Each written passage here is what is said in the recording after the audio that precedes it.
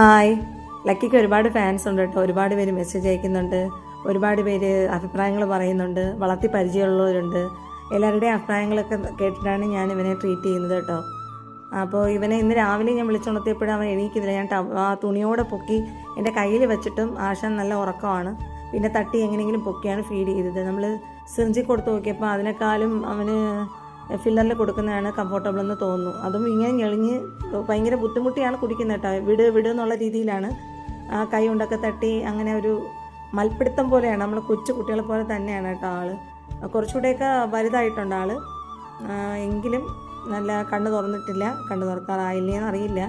Feed ചെയ്ത് കഴിഞ്ഞ് കുറച്ച് കഴിഞ്ഞപ്പോഴത്തേക്ക് കുറച്ച് മോശം പോയിട്ടുണ്ടായിരുന്നു. അത് ടിഷ്യൂ പേപ്പർ വെച്ച് വെറ്റ് ചെയ്തതിന് ശേഷം തുടച്ചെടുത്തു ക്ലീൻ ചെയ്ത് കൊടുത്തായിരുന്നു. അപ്പോൾ ഇങ്ങനെ ഇഴഞ്ഞ് നടക്കുവാണ് ആൾ. ഇപ്പോൾ ഞാൻ ചെറിയൊരു ചെറിയൊരു കാർട്ടൺ ബോക്സിനകത്താണ് വെച്ചിരുന്നത് കേട്ടോ.